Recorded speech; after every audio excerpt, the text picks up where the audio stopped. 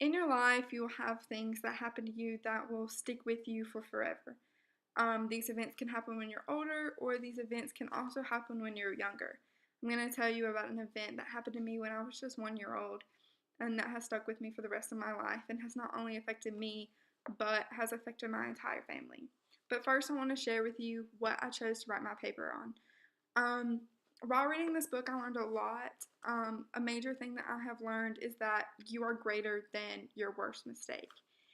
And I found 2 points in here that I think go hand in hand with each other and that I chose to write about. The first one comes from chapter 1, and it is from page 4, where he states, "That 23rd step propelling me into federal prison was proof positive to me that there's a consequence for every action."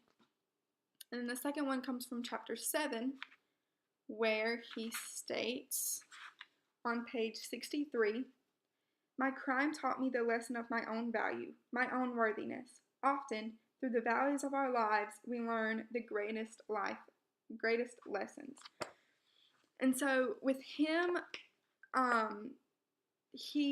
think these go hand in hand because at first he describes every action having a consequence. Whether that is a good or a bad consequence, every single thing you do, there is a reaction to it. So there is a reaction to every action. And with that, let's say that is a negative action. So therefore, there will be a negative consequence. Well, the next quote comes into play where he states that through the valleys of our lives, which would be the negative action, the negative consequence, we will learn the greatest lessons. So for him, he stole money, so that was a negative action, causing a negative consequence was going to prison. And being in prison was his valley, and so he learned tremendous lessons from that. So for me, me and my family learned a huge lesson when I was just 1 year old. And so it all started one day. Me and my 3-year-old brother at the time were in the back of my mom's Honda. And we were going to the store. We were actually coming back from the store. And my mom had picked up a pack of cookies while we were at the store. Because me and my brother, you know how kids are, they can be tormenting, especially, when they're hungry.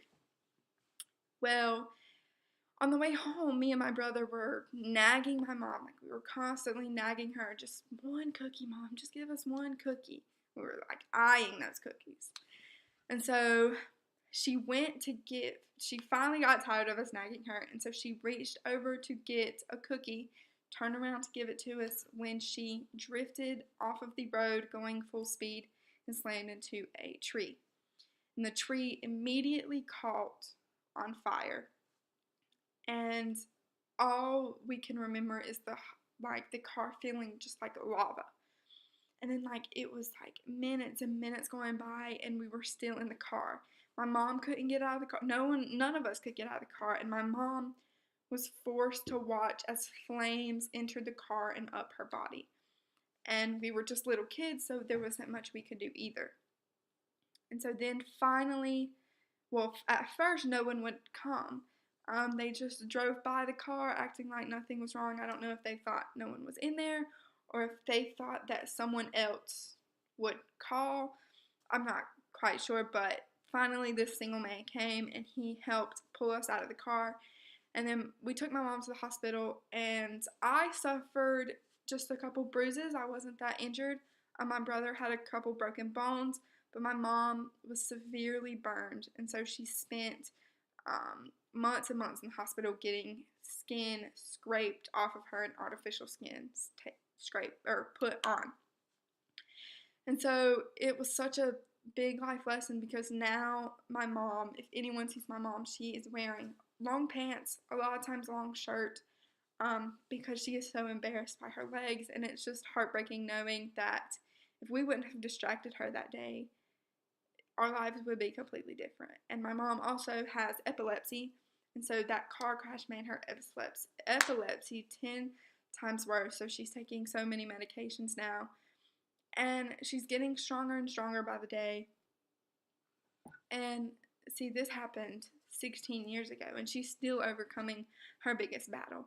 And so we all learned a major life lesson about distracting driving that day. And I will forever look up to my mom, and I will forever admire her because she's still overcoming her biggest life lesson, and she will be overcoming that for the rest of her life.